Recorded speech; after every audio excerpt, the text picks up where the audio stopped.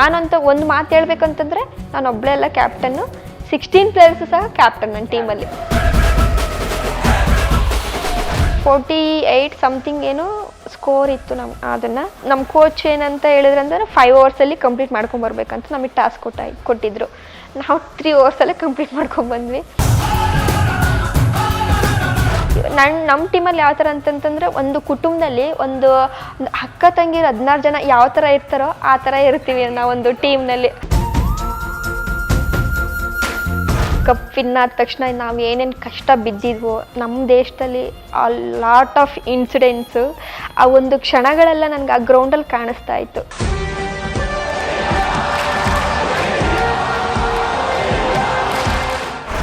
Cricket ಜರ್ನಿಯಲ್ಲಿ ಮೊದಲು ನೀವು ಪಾದಾರ್ಪಣೆ ಮಾಡಿದಂತಹ ಆ ಪಂದ್ಯ ಯಾವುದು, ಅದು ಯಾವ ವರ್ಷ? 2019 ಡಿಸೆಂಬರಲ್ಲಿ ನಾವು ಫಸ್ಟು 2019 ವುಮೆನ್ಸ್ ಟೀಮ್ ಸ್ಟಾರ್ಟ್ ಆಗಿದ್ದು. 2019 ಫಸ್ಟು ಅಂತಂದರೆ ಆಲ್ ಓವರ್ ಇಂಡಿಯಾದಲ್ಲೇ ವುಮೆನ್ಸ್ ಟೀಮು ಸ್ಟಾರ್ಟ್ ಮಾಡಬೇಕು, ವುಮೆನ್ಸ್ಗೂ ಕೂಡ ನ್ಯಾಷನಲ್ ಮಾಡಬೇಕಂತ ಸ್ಟಾರ್ಟ್ ಮಾಡಿದ್ದೆ 2019. ಅದಾದಮೇಲೆ ನಾವು ಡೆಲ್ಲಿಲಿ ನ್ಯಾಷನಲ್ ಆಡಿದ್ದು. ಡೆಲ್ಲಿ 2019 ನಮ್ಮ ಕರ್ನಾಟಕ ಟೀಮು ರನ್ನರ್ ಅಪ್ ಆಗಿದ್ದು ಒಡಿಸ್ಸಾ ವಿರುದ್ಧ. ಇನ್ನು 2025 ವರ್ಲ್ಡ್ ಕಪ್ ಗೆಲ್ತೀರಾ, ಅದಕ್ಕೆ ಸಪೋರ್ಟಿವ್ ಆಗಿ ಅಲ್ಲಿ ತನಕ ಹೋಗೋದಕ್ಕೆ ಯಾರು ನಿಮಗೆ ಜಾಸ್ತಿ ಬೆಂಬಲ ಕೊಟ್ಟರು? ನಾನು ಅಂತಂದರೆ, ನಾನು ಫಸ್ಟು ಕ್ರಿಕೆಟಿಗೆ ಬರಬೇಕಾದ್ರೆ ಆಗ ಒಂದು ನನ್ನ ಹತ್ರ ಚೆನ್ನಾಗಿರೋ ಬಟ್ಟೆ ಇರಲಿಲ್ಲ, ಸ್ಲಿಪ್ಪರು ಸಹ ನನ್ನ ಹತ್ರ ಇರಲಿಲ್ಲ. ಆಗ ಅಪ್ಪಂಗೆ ಇವಾಗ ಊರಿಂದ ಬ್ಯಾಂಗ್ಳೂರಿಗೆ ಬರೋಕ್ಕೆ ಅಟ್ಲೀಸ್ಟ್ 500 ಆದರೂ ದುಡ್ಡು ಬೇಕಲ್ಲ. ಆಗ ಅಪ್ಪನ ಹತ್ರ ದುಡ್ಡೂ ಇರಲಿಲ್ಲ. ಆವಾಗ ನನಗೆ ನನ್ನ ಸೀನಿಯರ್ ಅಣ್ಣ, ನಾನು 4th ಇಂದ 7th ಕುಣಿಗಲ್ ಸ್ಕೂಲಲ್ಲಿ ಹೋದ್ನಲ್ಲ, ಅಲ್ಲಿ ಸೀನಿಯರ್ ಒಬ್ಬರು ಅಣ್ಣ ಇದ್ದರು, ಮೋಹನ್ ಅಂತ. ಅವ್ರು ನನಗೆ ಫೋನ್ ಮಾಡಿಬಿಟ್ಟು, ನಿನ್ಗೆ ಏನೇನು ಥಿಂಗ್ಸ್ ಬೇಕೋ ಅದನ್ನೆಲ್ಲ ನಾನು ಕೊಡಿಸ್ತೀನಿ, ಹೋಗಿ ಅಟೆಂಡ್ ಮಾಡು ಅಂತ ನನಗೆ ಫೋನ್ ಮಾಡಿದ್ರು. ಈಗಲೂ ಸಹ ನನ್ನ ತಂದೆ ತಾಯಿ ಆದಮೇಲೆ ನನಗೆ ಅಣ್ಣನೇ ನನಗೆ ಮೇನ್ ಇಂಪಾರ್ಟೆಂಟ್ ಆಗೋದು. ಅವ್ರು ಇಲ್ಲಿದ್ರೆ ನಾನು ಇಲ್ಲಿ ಬರೋಕ್ಕೆ ಸಾಧ್ಯ ಆಗ್ತಾ ಇರಲಿಲ್ಲ ನನಗೆ. ಮತ್ತು ಅಣ್ಣನೇ ಖುದ್ದಾಗಿ ನಮ್ಮ ಊರಿಗೆ ಬಂದುಬಿಟ್ಟು ನನ್ನ ಬ್ಯಾಂಗ್ಳೂರಿಗೆ ಕರ್ಕೊಂಡು ಬಂದರು. ಅದು ಒಂದು ನನಗೆ ತುಂಬ ಖುಷಿ ಅನಿಸುತ್ತೆ ನನಗೆ. ಆ ವರ್ಲ್ಡ್ ಕಪ್ ಜರ್ನಿ ಬಗ್ಗೆ ಏನು ಹೇಳ್ತೀರಾ? ವರ್ಲ್ಡ್ ಕಪ್ ಜರ್ನಿ ನಾವು 1 ಮಂತ್ ನಮಗೆ ಫಸ್ಟು ನ್ಯಾಷನಲ್ ಅದಾದಮೇಲೆ ಝೋನಲ್ ಮ್ಯಾಚ್ ಆಯಿತು. ನಮಗೆ ಝೋನಲ್ ಮ್ಯಾಚಲ್ಲಿ ಟಾಪ್ 16 ಪ್ಲೇಯರ್ಸ್ ಸೆಲೆಕ್ಷನ್ ಮಾಡಿದ್ರು. ಅದಾದಮೇಲೆ ಕ್ಯಾಪ್ಟನ್ನಾಗಿ ನಾನು ಸೆಲೆಕ್ಷನ್ ಮಾಡಿದ್ರು, ವೈಸ್ ಕ್ಯಾಪ್ಟನ್ನಾಗಿ ಗಂಗಾ ಕದಮ್ ಇದ್ದಾಳೆ. 1 ಮಂತು ನನಗೆ ತುಂಬ ಲ್ಯಾಂಗ್ವೇಜ್ ತುಂಬ ಇಶ್ಯೂ ಆಗ್ತಾಯಿತ್ತು. ಅಂತಂದರೆ ಇವಾಗ ನಾವು ಸೌತರಾದರೆ ಇಂಗ್ಲೀಷು, ಕನ್ನಡನೋ, ತೆಲುಗು ಏನಾದರೂ ಮಾತಾಡಿಕೊಂಡು ಮ್ಯಾನೇಜ್ ಮಾಡಿಬಿಡ್ತೀವಿ ನಾವು. ಸೊ ಇವಾಗ ನಾರ್ತವ್ರಿಗಾದರೆ ಇಂಗ್ಲೀಷ್ ಬರೋಲ್ಲ, ಆಲ್ಮೋಸ್ಟ್ ಅವ್ರಿಗೆ ಅರ್ಥನೂ ಆಗೋದಿಲ್ಲ, ಹಿಂದಿಲೇ ಮಾತಾಡಬೇಕಾಗುತ್ತೆ ಅವರಿಗೆ. ಸೊ ಅದಾದಮೇಲೆ ನನಗೆ ಸ್ವಲ್ಪ ಕಷ್ಟ ಅನ್ನಿಸ್ತಾ ಇತ್ತು ಅವ್ರ ಹತ್ರ ಯಾವ ಥರ ಕೋರ್ಡಿನೇಟ್ ಮಾಡಬೇಕು ಅನ್ನೋದು. ಅದಾದಮೇಲೆ ನಾನು ಇವಾಗ ಆಲ್ಮೋಸ್ಟ್ ಅವರಿಂದ ನಾನು ಸ್ವಲ್ಪ ಇವಾಗ ಹಿಂದಿ ಸ್ವಲ್ಪ ಚೆನ್ನಾಗಿ ಮಾತಾಡ್ತೀನಿ. ಅದಾದಮೇಲೆ ನನಗೆ ಅಂತಂತಂದರೆ ನನ್ನ ಟೀಮು ತುಂಬ ಸಪೋರ್ಟಿವ್ ಆಗಿ ನಿಂತ್ಕೊಳ್ತು. ಅಂತಂತಂದರೆ ನಾನಂತ ಒಂದು ಮಾತು ಹೇಳ್ಬೇಕಂತಂದರೆ, ನಾನು ಒಬ್ಬಳೇ ಅಲ್ಲ ಕ್ಯಾಪ್ಟನ್ನು, 16 ಪ್ಲೇಯರ್ಸು ಸಹ ಕ್ಯಾಪ್ಟನ್ ನನ್ನ ಟೀಮಲ್ಲಿ. ಅಷ್ಟು ಚೆನ್ನಾಗಿ ನನಗೆ ಸಪೋರ್ಟ್ ಮಾಡ್ತಾರೆ, ಒಂದು ಬ್ಯಾಕ್ ಬೋನಾಗಿ ನಿಂತ್ಕೊಳ್ತಾರೆ. ಇವಾಗ ಏನಾದರೂ ಒಂದು ಡಿಸಿಷನ್ ತೊಗೊಳ್ತೀನಿ ಅಂತಂದರೆ ಅವ್ರ ಹತ್ರ ಏನಾದರೂ ಒಂದು ಕೇಳಿದ ತಕ್ಷಣ ಈ ಥರ ಮಾಡೋಣ, ಆ ಥರ ಮಾಡೋಣ ಅಂತಂದ್ಬಿಟ್ಟು ಸಜೆಷನ್ ಕೊಡ್ತಾ ಇರ್ತಾರೆ ನನಗೆ. ಅದರಿಂದ ತುಂಬ ಹೆಲ್ಪ್ ಆಯಿತು ನನಗೆ. But I really proud of my team. ಮತ್ತು 1 ಮಂತ್ ನಾವು ಡೆಲ್ಲಿಲಿ ಬಾರಕಂಬ ಸ್ಕೂಲಲ್ಲಿ ನಾವು ಪ್ರಾಕ್ಟೀಸ್ ಮಾಡಿದ್ವಿ. ಅದಾದಮೇಲೆ ನಮಗೆ ಫಸ್ಟ್ ಮ್ಯಾಚು ಡೆಲ್ಲಿಲೇ ಇದ್ದಿದ್ದು ನಮಗೆ ಶ್ರೀಲಂಕಾ ವಿರುದ್ಧ. ಶ್ರೀಲಂಕಾ 48 ಸಮಥಿಂಗ್ ಏನೋ ಸ್ಕೋರ್ ಇತ್ತು ಅದನ್ನು ನಮ್ಮ ಕೋಚ್ ಏನಂತ ಹೇಳಿದ್ರಂದ್ರೆ 5 ಓವರ್ಸಲ್ಲಿ ಕಂಪ್ಲೀಟ್ ಮಾಡ್ಕೊಂಬರ್ಬೇಕಂತ ನಮಗೆ ಟಾಸ್ಕ್ ಕೊಟ್ಟಿದ್ರು. ನಾವು 3 ಓವರ್ಸಲ್ಲೇ ಕಂಪ್ಲೀಟ್ ಮಾಡ್ಕೊಂಡ್ಬಂದ್ವಿ. ಅದಾದಮೇಲೆ ತುಂಬ ಕಾನ್ಫಿಡೆಂಟ್ ಬಂತು, ನಾವು ಚೆನ್ನಾಗಿ ಆಡ್ತೀವಿ ಅಂತ ಅಂದ್ಬಿಟ್ಟು. ಮತ್ತು ಕೋರ್ಡಿನೇಷನ್ ಮೇಯ್ನ್ ಇಂಪಾರ್ಟೆಂಟ್ ಆಗುತ್ತೆ ಟೀಮಲ್ಲಿ. ಇವಾಗ ಜೂನಿಯರು ಸೀನಿಯರು ಆ ಥರ ಏನಾದರೂ ಅಂತಂದರೆ ಕೋರ್ಡಿನೇಷನ್ ಇರೋದಿಲ್ಲ ಟೀಮಲ್ಲಿ. ಮನ್ಸು ಹಾಳಾಗುತ್ತೆ, ಅವ್ರು ಸೀನಿಯರು ಹಂಗೆ ಹಿಂಗೆ ಅನ್ನೋದು, ಆ ಥರ ಕ್ವಶನ್ಸ್ಗಳೆಲ್ಲ ಬರುತ್ತೆ. ನಮ್ಮ ಟೀಮಲ್ಲಿ ಯಾವ ಥರ ಅಂತಂತಂದರೆ, ಒಂದು ಕುಟುಂಬದಲ್ಲಿ ಒಂದು ಅಕ್ಕ ತಂಗಿರು 16 ಜನ ಯಾವ ಥರ ಇರ್ತಾರೋ ಆ ಥರ ಇರ್ತೀವಿ ನಾವೊಂದು ಟೀಮ್ನಲ್ಲಿ. ಅಷ್ಟು ಇವಾಗ ಅವಳಿಗೆ ಏನಾದರೂ ಒಂದು ಬೇಜಾರಾಗಿರ್ಬೋದು, ಒಂದು ಖುಷಿ ಸಂದರ್ಭ ಆಗಿರ್ಬೋದು, ಹಂಚ್ಕೊಳ್ತಾ ಇರ್ತೀವಿ ನಾವು. ಇವಾಗ ನಾನು ಆಲ್ಮೋಸ್ಟ್ ಎಮೋಷನ್ಗೆ ಏನಂತಂದರೆ ಮಿಂಗಲ್ ಆಗಿಬಿಡ್ತೀನಿ ನಾನು ಜಾಸ್ತಿ. ಇವಾಗ ಏನಾದರೂ ಅವಳೇನಾದರೂ ಬೇಜಾರಾಗಿ ಕೂತ್ಕೊಂಡ್ಳು ಅಂತಂತಂದ್ರೆ ಅವಳ ಹತ್ರ ಹೋಗಿ ಕೇಳೋದು, ಏನಾಯಿತು ಏನು ಅಂತಂದ್ಬಿಟ್ಟೆಲ್ಲ ವಿಚಾರಿಸ್ಕೊಳ್ತಾ ಇರ್ತೀನಿ ನಾನು. ಒಂಥರ ತುಂಬ ಇಷ್ಟ ಆಗುತ್ತೆ ಫ್ರೀ ಇರೋ ಟೈಮಲ್ಲಿ ಅದು ಇದಂತ ಜೋಕ್ ಮಾಡ್ಕೊಳ್ಳೋದು, ಆ ಥರ ಎಲ್ಲ ಮಾತಾಡ್ಕೊಳ್ತಾ ಇದ್ದೆ. ನೀವು ನೇಪಾಳ ಜೊತೆ ಆಟ ಸ್ಟಾರ್ಟ್ ಆಗೋ ಮುಂಚೆ, ಮ್ಯಾಚ್ ಪ್ರಾರಂಭ ಆಗೋ ಮುಂಚೆನೆ ಯಾವಾಗ ನಿಮಗೆ ಈ ಸಲ ಕಪ್ ನಮ್ಮದೇ ಅನ್ನೋ ವಿಶ್ವಾಸ ಬಂದಿಲ್ಲ? ನಮಗೆ ಏನು, ನಾವು ಬ್ಯಾಂಗ್ಳೂರಲ್ಲೇ ಲೀಗ್ ಮ್ಯಾಚಸ್ ಆಡಿದ್ವಿ ನೇಪಾಳ ವಿರುದ್ಧ. ಅಲ್ಲಿ ವಿನ್ ಆಗಿದ್ವಿ ನಾವು ಅಲ್ಲೇ ನೇಪಾಳ ವಿರುದ್ಧ. ಆಗಲೇ ಕಾನ್ಫಿಡೆಂಟ್ ಬಂದ್ಬಿಟ್ಟು, ಓ ನಾವು ಪಕ್ಕ ಈ ಸರಿ ವಿನ್ ಆಗ್ತೀವಿ ಅಂತ ಅಂದ್ಬಿಟ್ಟು. ಮತ್ತು ನಾವು ಪಾಕಿಸ್ತಾನ ವಿರುದ್ಧ ಸಹ ಶ್ರೀಲಂಕಾದಲ್ಲಿ ಮ್ಯಾಚ್ ಆಡಿದ್ವಿ. ಫಸ್ಟು ನನ್ನ ತಲೆಯಲ್ಲಿ ಏನಿದ್ದಿದ್ದು ಅಂತಂತಂದರೆ, ಇವತ್ತು ನನ್ನ ಟೀಮಲ್ಲಿ ಎಲ್ಲರ ಹತ್ರನೂ ಹೇಳಿದ್ದೆ ನಾನು, ಕೈಯಾದ್ರೂ ಮುರ್ಕೊಳ್ಳಿ ಕಾಲಾದ್ರೂ ಮುರ್ಕೊಳ್ಳಿ, ನಾ ಇದು ಮ್ಯಾಚ್ ವಿನ್ ಆಗ್ಲೇಬೇಕು ಅಂತಂದ್ಬಿಟ್ಟು, ಪಾಕಿಸ್ತಾನ ವಿರುದ್ಧ ನಾವು ವಿನ್ ಆಗ್ಬೇಕು ಅಂತಂದ್ಬಿಟ್ಟು. ಅದಾದ್ಮೇಲೆ ಸ್ವಲ್ಪ ನನಗೆ ತುಂಬ ಭಯ ಅನಿಸ್ತಾ ಇತ್ತು. ನಾನು ಮಾಂತ ಸರಿ ಕಾಲ್ ಮಾಡಿಬಿಟ್ಟು, ಸರ್ ಈ ಥರ ಭಯ ಆಗ್ತಾ ಇದೆ ಸರ್, ಪಾಕಿಸ್ತಾನ ವಿರುದ್ಧ ಮ್ಯಾಚ್ ಇರೋದು ಅಂತಂದ್ಬಿಟ್ಟು. ಏನಾಗಲ್ಲ, ಆರಾಮಾಗಿ ಆಡಿ ಅಷ್ಟೇ, ಕೋರ್ಡಿನೇಷನ್ ಇರಲಿ ಅಷ್ಟೇ ಟೀಮಲ್ಲಿ ಅಂತಂತಂದರು. ಸರಿ ಅಂತಂದ್ಬಿಟ್ಟು ನಮಗೆ ತಿರುಪತಿ ಪ್ರಸಾದನ ನಮ್ಮ ಇಂಡಿಯನ್ ಟೀಮ್ ಹುಡುಗರ ಟೀಮಲ್ಲಿ ವೆಂಕಟೇಶ್ ಅಣ್ಣ, ಆಂಧ್ರದಲ್ಲಿ ಒಬ್ಬ ಅಣ್ಣ ಇದ್ದಾರೆ, ಅವರು ನಮಗೆ ಪ್ರಸಾದ ತಂದುಕೊಟ್ಟಿದ್ರು. ಎಲ್ಲರೂ ತಿರುಪತಿ ಪ್ರಸಾದ ಎಲ್ಲ ತಿಂದ್ಬಿಟ್ಟು ಗ್ರೌಂಡ್ ಒಳಗಡೆ ಎಂಟ್ರಿ ಆಗಿಬಿಟ್ವಿ. ಇವತ್ತೇನೇ ಆಗಲಿ ಸರಿಯಾಗಿ ಆಡಬೇಕು, ಸರಿಯಾಗಿ ಹೋಗ್ಬಿಟ್ಟು ಸರಿಯಾಗಿ ಬರಬೇಕು ಅಷ್ಟೇ ಅಂತಂದ್ಬಿಟ್ಟು. ನನಗೆ ಅದಾದಮೇಲೆ ಫಸ್ಟ್ ನಾವು ಫೀಲ್ಡಿಂಗ್ ಮಾಡಿದ್ವಿ. ಫೀಲ್ಡಿಂಗ್ ಮಾಡಾದ್ಮೇಲೆ ಬ್ಯಾಟಿಂಗ್ ಹೋದೆ ನಾನು. ಫಸ್ಟ್ ಓಪನಿಂಗ್ ಬ್ಯಾಟಿಂಗ್ ಹೋದೆ. ಸಿಮ್ಮುದಾಸ್ ಅಂತ ಇದ್ದಾಳೆ B1, ನಾನು ಬ್ಯಾಟಿಂಗ್, ಅವಳು ಔಟ್ ಆಗ್ಬಿಟ್ಲು. ಆವಾಗ ಒಂದು ಸ್ವಲ್ಪ ನರ್ವಸ್ ಆಯಿತು ನನಗೆ, ಅಯ್ಯೋ ಏನಾಗುತ್ತೋ ಮ್ಯಾಚು ಅನ್ನೋದೊಂದು. ನನ್ನ ತಲೆಯಲ್ಲಿ ಏನು ಓಡ್ತಾ ಇದೆ ಅಂತಂತಂದರೆ, ಈ ಮ್ಯಾಚ್ ಬಿಟ್ಕೊಡೋ ಚಾನ್ಸೇ ಇಲ್ಲ, ವಿನ್ ಆಗಲೇಬೇಕು ಅಂತಂದ್ಬಿಟ್ಟು. ಆಮೇಲೆ ಸೆಕೆಂಡ್ ಬ್ಯಾಟ್ಸ್ಮೆನ್ನು ಅನೇಕ ದೇವಿ ಅಂತಂದ್ಬಿಟ್ಟು, ಶಿ ಇಸ್ ವೆರಿ ಗುಡ್ ಬ್ಯಾಟ್ಸ್ಮೆನ್ನು. ತುಂಬ ಅಂತಂದರೆ ಇಬ್ಬರು ಕೋರ್ಡಿನೇಷನ್ ಚೆನ್ನಾಗಿರುತ್ತೆ. ರನ್ನಿಂಗ್ ಬಿಟ್ವೀನ್ ವಿಕೆಟ್ ಆಗಿರ್ಬೋದು, ಯಾವ ಕಡೆ ಗ್ಯಾಪಲ್ಲಿ ಹೊಡಿಬೋದು, ಆ ಥರ ಎಲ್ಲ ತುಂಬ ಚೆನ್ನಾಗಿ ಮಾತಾಡಿಕೊಂಡು ಚೆನ್ನಾಗಿ ಆಟ ಆಡ್ತೀವಿ ನಾವು. ಅದಾದಮೇಲೆ ದೀಪು, ಅವಳು ಚೆನ್ನಾಗಿ ಆಡ್ತಾಯಿದ್ಲು. ನಾನು ಔಟ್ ಆಗ್ತೀನೋ ಬಿಡ್ತೀನೋ ಗೊತ್ತಿಲ್ಲ, ನೀನು ಸರಿಯಾಗಿ ಹೊಡಿತಾ ಇರು, ನಾನು ಇರ್ತೀನಿ ಅಷ್ಟೇ, ಬ್ಯಾಕ್ ಬೋನ್ ಆಗಿ ನಾನು ಇರ್ತೀನಿ ಅಂತಂದ್ಬಿಟ್ಟು. ಸರಿ ಅವಳು ಕೊಡ್ತಾ ಇದ್ಲು. ಆವಾಗ ಇದು ಬಂದುಬಿಟ್ಟು, ದೀಪು ನಾವು ಬೇಗ ಫಿನಿಷ್ ಮಾಡಬೇಕು ಗೇಮ್ನ ಅಂತಂತಂದು, ಅದಕ್ಕೆ ಸ್ಟಾರ್ಟ್ ಮಾಡೋಣ, ನಾನು ಸ್ಟಾರ್ಟ್ ಮಾಡೋಣ ಅಂತಂತಂದೆ. ಸ್ಟಾರ್ಟ್ ಮಾಡು, ಇದರೆಲ್ಲ ಪ್ಲೇಯರ್ಸು ಅಂತಂತಂದು. ಅದಾದಮೇಲೆ ಸರಿ ಅಂತಂದ್ಬಿಟ್ಟು ನಾನು ಕೊಡೋದಕ್ಕೆ ಸ್ಟಾರ್ಟ್ ಮಾಡಿದೆ. ಎಷ್ಟು ಒಂದು 15 ಬಾಲಲ್ಲೇನೋ 48 ರನ್ ಏನೋ ಹೊಡೆದಿದ್ದೆ. 18 ಬಾಲಲ್ಲೇನೋ 48 ರನ್ಸ್ ಸ್ಕೋರ್ ಮಾಡಿದೆ. ಅದಾದಮೇಲೆ ಅವರು ನಮ್ಮ ಹೊರಗಡೆಯಿಂದ ನಮ್ಮ ಮ್ಯಾನೇಜರ್ ಮ್ಯಾಮು ಮತ್ತು ಫಿಸಿಯೋ ಮ್ಯಾಮು, ನಮ್ಮ ಕೋಚು ಎಲ್ಲ ಟೀಮ್ ಎಲ್ಲ ನಾಯಿ ಹೊಡ್ದಂಗೆ ಹೊಡಿಬೇಕು, ಕರೆಕ್ಟಾಗಿ ಹೊಡಿತಿದ್ಯಾ, ನಾಯಿ ಹೊಡ್ದಂಗೆ ಹೊಡಿತಿದ್ಯಾ, ನಾಯಿ ಹೊಡ್ದಂಗೆ ಹೊಡಿಬೇಕು, ಮುಟ್ಟು ನೋಡ್ಕೊಳ್ತಾ ಇರಬೇಕು ಅವ್ರು ಅಂತಂದ್ಬಿಟ್ಟು. ಹೋದೆ, ಸರಿಯಾಗಿ ಹೊಡ್ಕೊಂಬಂದೆ. ಇನ್ನು ಸ್ವಲ್ಪ ರನ್ ಬೇಕಾಯಿತು, ಆಲ್ಮೋಸ್ಟು ನಾನು ಔಟ್ ಆದೆ.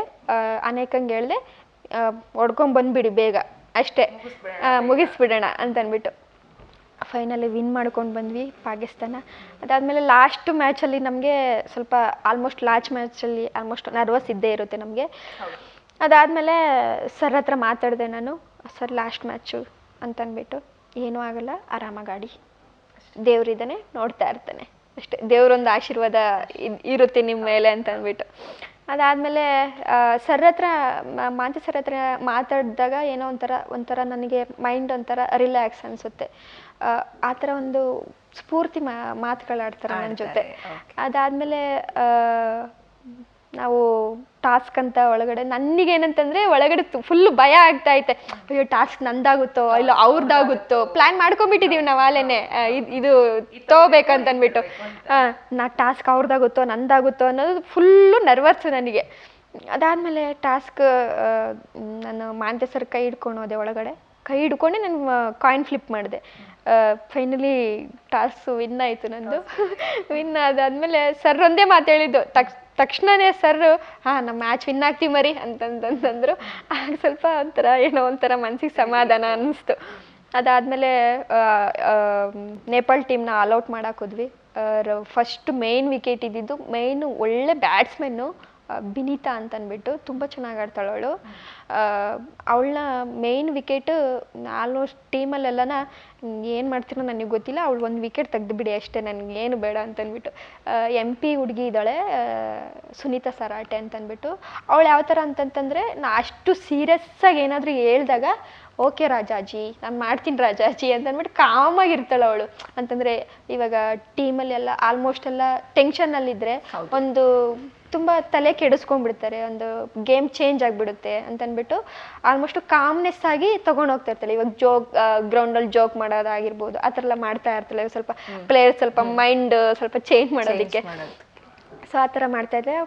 ಡೈರೆಕ್ಟ್ ಥ್ರೋ ಮಾಡಿದ್ಲು, ಮೇನ್ ವಿಕೆಟ್ ಗಾನ್. ಅವಾಗ ಫಿಕ್ಸ್ ಆದ್ವಿ.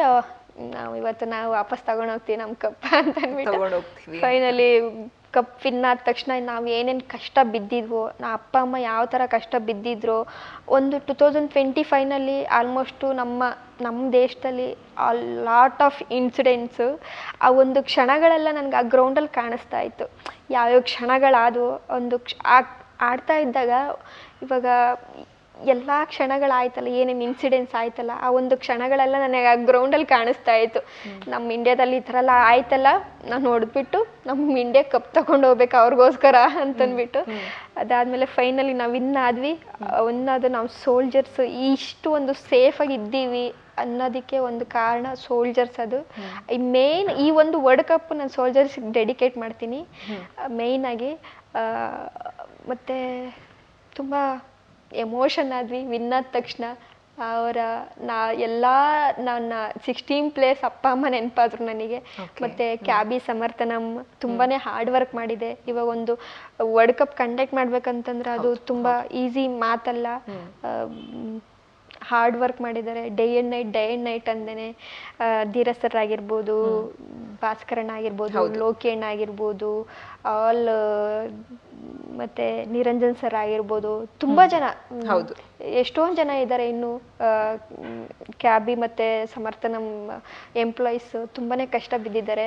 ಅವರಿಗೋಸ್ಕರ ನಾವು ಈ ಒಂದು ಅದೆಲ್ಲ ಒಂದು ನೆನಪಂತು ನನಗೆ, ಎಲ್ಲ ಕ್ಷಣಗಳ ಒಂದು ನೆನಪು. ವ್ಯತ್ಯಾಸ ಇರುತ್ತೆ ನಾರ್ಮಲ್ ಬೇರೆ ಕ್ರಿಕೆಟ್ಗೂ ಬ್ಲೈಂಡ್ ಕ್ರಿಕೆಟ್ಗೂ ಏನು ಡಿಫ್ರೆನ್ಸ್ ಇರುತ್ತೆ? ಗ್ರೌಂಡಲ್ಲಿ ಏನಾದರೂ ಡಿಫ್ರೆನ್ಸ್ ಇರುತ್ತಾ, ಅಥವಾ ಬರೀ ಬಾಲು ಬ್ಯಾಟಿಂಗು, ಅಥವಾ ರನ್ ಸ್ಕೋರ್ಸ್ ಮೇಲೆ ಏನಾದರೂ ಡಿಫ್ರೆನ್ಸ್ ಇರುತ್ತಾ, ಅಥವಾ ಬೌಲಿಂಗ್ಸ್ ಮೇಲೆ ಏನಾದರೂ ಡಿಫ್ರೆನ್ಸ್ ಇರುತ್ತೆ? ಏನೇನಿರುತ್ತೆ ಡಿಫ್ರೆನ್ಸಸ್? ಬ್ಲೈಂಡ್ ಕ್ರಿಕೆಟ್ಗೂ ನಾರ್ಮಲ್ ಕ್ರಿಕೆಟ್ಗೂ ತುಂಬಾ ವ್ಯತ್ಯಾಸ ಇರುತ್ತೆ. ಯಾಕಂತಂದರೆ ಪಿಚ್ಚು ಮತ್ತು ಗ್ರೌಂಡ್ ಆಲ್ಮೋಸ್ಟ್ ಎಲ್ಲ ಸೇಮೇ ಇರುತ್ತೆ. ನಾರ್ಮಲ್ ಕ್ರಿಕೆಟ್ ಅವ್ರಿಗೆ ಯಾವ ಥರ ಇರುತ್ತೋ ಬ್ಲೈಂಡ್ ಕ್ರಿಕೆಟ್ ಅವರು ಸಹ ಸೇಮ್ ಇರುತ್ತೆ. ಬಟ್ ನಾವು ವಿಕೆಟ್ನ ಕಬ್ಣದ್ದು ಯೂಸ್ ಮಾಡ್ತೀವಿ ನಾವು. ಯಾಕಂತಂದ್ರೆ ನಮಗೆ ಸೌಂಡ್ ಬರ್ಬೇಕು, ಅದು ಸೌಂಡ್ ಕೇಳಿಸುತ್ತಲ್ಲ ನಮಗೆ. ನಮ್ಮ ಬ್ಲೈಂಡ್ ಕ್ರಿಕೆಟಲ್ಲಿ 3 ಕ್ಯಾಟಗರಿ ಇದೆ, B1, B2, B3 ಅಂತ ಅಂದ್ಬಿಟ್ಟು. B1 ಅಂತಂದರೆ ಟೋಟಲಿ ಬ್ಲೈಂಡ್, ಅವ್ರಿಗೇನು ಕಾಣಿಸಲ್ಲ. ಅಟ್ಲೀಸ್ಟ್ ಬೆಳಕು ಆ ಥರ ಏನಾದರೂ ಕಾಣಿಸಿದ್ರು ಸಹ ಅವರಿಗೆ ಗ್ಲಾಸ್ ಕೊಡ್ತಾರೆ, ಬ್ಲೈಂಡ್ ಫೋಲ್ಡ್ ಕೊಡ್ತಾರೆ. ಅದು 4 ಗಂಟೆ ಕಂಪ್ಲೀಟ್ಲಿ ಬ್ಲೈಂಡು, ಅವ್ರಿಗೇನು ಕಾಣಿಸೋದಿರಲ್ಲ, ಒಂದು ಬೆಳಕು ಸಹ ಏನು ಕಾಣಿಸೋದಿಲ್ಲ. B2 ಅಂತಂದರೆ ಅಪ್ ಟು 2-3 ಮೀಟರ್ಸ್ವರೆಗೂ ಕಾಣಿಸುತ್ತೆ. B3 ಅಂತಂದರೆ ಅಪ್ ಟು 5 to 6 ಮೀಟರ್ಸ್ವರೆಗೂ ಕಾಣಿಸುತ್ತೆ ಅಷ್ಟೇ. ನಾನು B3 ಪ್ಲೇಯರ್ಸು, ಅಪ್ ಟು ನನಗೆ 5 to 6 ಮೀಟರ್ಸ್ವರೆಗೂ ಕಾಣಿಸುತ್ತೆ ಅಷ್ಟೇ. ಕೆಲವ್ರಿಗೆ ಎಷ್ಟೋ ಜನಕ್ಕೆ ಬಿಸಿಲು ಬಂದಾಗ ಎಷ್ಟೋ ಜನಕ್ಕೆ ಕಾಣಿಸೋದೇ ಇಲ್ಲ, ಪೂರ್ತಿ ಕಾಣಿಸೋದಿಲ್ಲ. ಮತ್ತು ನಾವು ಅಂಡರ್ ಬೌಲಿಂಗ್ ಮಾಡೋದು, ಇವಾಗ ನಾರ್ಮಲ್ ಕ್ರಿಕೆಟ್ ಅವ್ರು ಮಾಡ್ತಾರೆ ಆ ಥರ ಬೌಲಿಂಗ್ ಮಾಡೋದಿಲ್ಲ, ನಾವು ಅಂಡರ್ ಬೌಲಿಂಗ್ ಮಾಡ್ತೀವಿ. ಇವಾಗ ಥ್ರೋಸು ಆಲ್ಮೋಸ್ಟ್ ಎಲ್ಲ ಸೇಮೇ ಇರುತ್ತೆ. ನಮ್ಮದು ಬಾಲ್ ಸೌಂಡ್ ಬರ್ತಾ ಇರುತ್ತೆ, ಆ ಸೌಂಡ್ ಫುಲ್ಲು ನಾವು ಒಂದು ಗೇಮ್ ಫುಲ್ಲು ಆ ಸೌಂಡ್ ಮೇಲೇ ನಾವು ಡಿಪೆಂಡ್ ಆಗಿರ್ತೀವಿ. ಮತ್ತು ಸೇಮ್ ಇರುತ್ತೆ. ಮತ್ತು ಇವಾಗ ನಾರ್ಮಲ್ ಕ್ರಿಕೆಟಲ್ಲಿ ಯಾರನ್ನಾದ್ರೂ ಇವಾಗ ರೋಹಿತ್ ಶರ್ಮಾ ಸರ್ ಔಟ್ ಆದ ತಕ್ಷಣ ಇವಾಗ ವಿರಾಟ್ ಕೊಹ್ಲಿ ಸರ್ನ ಕಳಿಸೋದು ಆ ಥರ ಇಲ್ಲ ನಮ್ಮದ್ರಲ್ಲಿ. ಇವಾಗ B3, B2 ಏನಾದರೂ ಓಪನಿಂಗ್ ಏನಾದರೂ ಬ್ಯಾಟ್ಸ್ಮನ್ ಹೋದ್ರ ಅಂತಂದರೆ, ಇವಾಗ ಯಾರಾದರೂ ಒಬ್ರು ಔಟ್ ಆದ್ರ ಅಂತಂದ್ರೆ ಸರ್ಕಲ್ ವೈಸ್ ಇರುತ್ತೆ ನಮಗೆ. ಇವಾಗ B2, B3 ಹೋದ್ರೆ ಅದರಲ್ಲಿ ಯಾರಾದರೂ ಒಬ್ರು ಔಟ್ ಆದ್ರ ಅಂತಂದ್ರೆ ನೆಕ್ಸ್ಟ್ B1 ಹೋಗ್ಬೇಕು. ಆ ಥರ ಒಂದು ರೂಲ್ಸ್ ಇರುತ್ತೆ ನಮ್ಮದ್ರಲ್ಲಿ. ಓಕೆ, ಆ ಮೂರು ಕೆಟಗರಿಲಿ ಆದ್ಮೇಲೆ ನೆಕ್ಸ್ಟ್ ಮತ್ತೆ B3ಗೆ ಬರುತ್ತೆ. ನೆಕ್ಸ್ಟ್ ಅಥವಾ B2ನ ಯಾರಾದ್ರೂ ಹೋಗ್ಬೇಕಾಗುತ್ತೆ ಆಗ.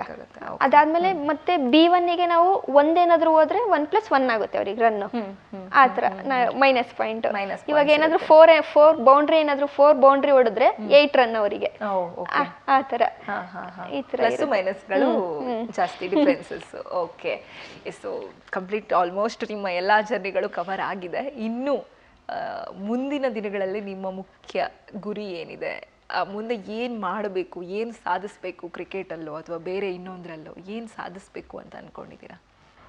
ಮುಂದೆ ಬ್ಲೈಂಡ್ ಕ್ರಿಕೆಟ್ ಡೆವಲಪ್ ಮಾಡಬೇಕು. ಬ್ಲೈಂಡ್ ಕ್ರಿಕೆಟ್ ಇವಾಗ ನಾರ್ಮಲ್ ಕ್ರಿಕೆಟ್ ಯಾವ ಥರ ಇದೆಯೋ ಅದೇ ಥರ ಬ್ಲೈಂಡ್ ಕ್ರಿಕೆಟ್ ಅವ್ರಿಗೂ ಇಂಪಾರ್ಟೆಂಟ್ ಕೊಡಬೇಕು. ನಮ್ಮ ಸ್ಟೇಟ್ ಆಗಿರ್ಬೋದು, ಸೆಂಟ್ರಲ್ ಗೌರ್ಮೆಂಟ್ ಆಗಿರ್ಬೋದು, please support the visually impaired.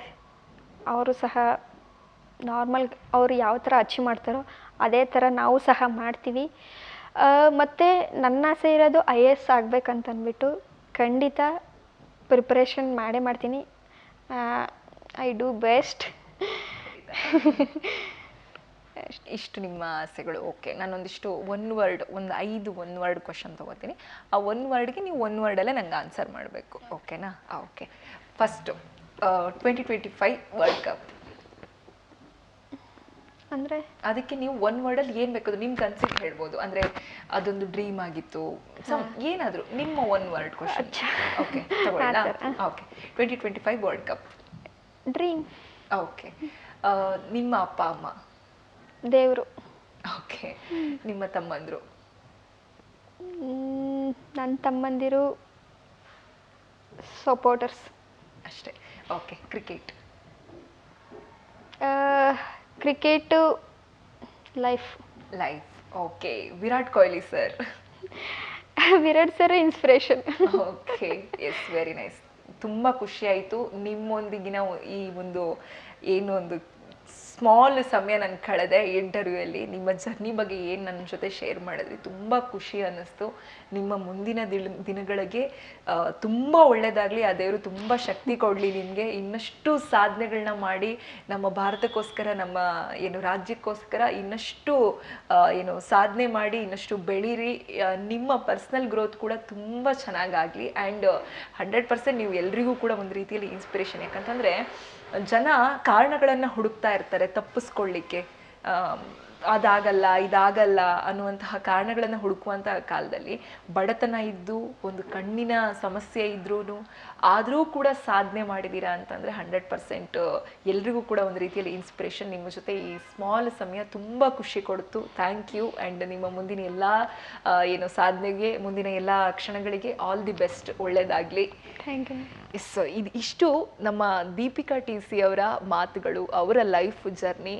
ಬಹುಶಃ ಸಾಕಷ್ಟು ಜನ ನಾರ್ಮಲ್ ಕ್ರಿಕೆಟ್ಗೆ ಕೊಡುವಂತಹ ಪ್ರಿಫರೆನ್ಸು ಅಥವಾ ಅದಕ್ಕೆ ಕೊಡುವಂತಹ ಆದ್ಯತೆ ನಮ್ಮ ಬ್ಲೈಂಡ್ ಕ್ರಿಕೆಟ್ ಟೀಮ್ಗೆ ಸಿಕ್ಕಿರಲಿಲ್ಲ, ಕೊಡಲಿಕ್ಕೆ ಮುಂದಾಗೋದಿಲ್ಲ. ಬಟ್ ಇವರ ಕಥೆಯನ್ನು ಕೇಳಿದಾಗ, ಇವರು ಲೈಫ್ ಜರ್ನಿಯನ್ನು ಕೇಳಿದಾಗ ಬಹುಶಃ ಇವ್ರಿಗೂ ಕೂಡ ಆ ಅವಕಾಶ ಗೌರ್ಮೆಂಟಿಂದನೂ ಸಿಗಬೇಕು, ಆ್ಯಂಡ್ ಪಬ್ಲಿಕ್ಕಿಂದನೂ ಕೂಡ ಸಿಗಬೇಕು, ಆಡಿಯನ್ಸಿಂದನೂ ಕೂಡ ಸಿಗಬೇಕು. ಇದಿಷ್ಟು ಐ ಹೋಪ್ ನಿಮಗೆ ಇವರ ಜರ್ನಿ ಇಷ್ಟ ಆಗಿರುತ್ತೆ. ತುಂಬ ಜನರಿಗೆ ಇದು ಇನ್ಸ್ಪಿರೇಷನ್ ಕೂಡ ಆಗಬಹುದು ಅಂತ ಅಂದ್ಕೊಳ್ತೀನಿ. ಇನ್ನಷ್ಟು ಇಂತಹ ವಿಶೇಷ ಸಂದರ್ಶನಕ್ಕಾಗಿ, ಇನ್ನಷ್ಟು ವಿಶೇಷ ವ್ಯಕ್ತಿಗಳ ಜರ್ನಿಯನ್ನು ತಿಳ್ಕೊಳ್ಳಿಕ್ಕೆ ನೋಡ್ತಾ ಇರಿ ಸಪ್ತಾಶ್ವ TV. Thank you.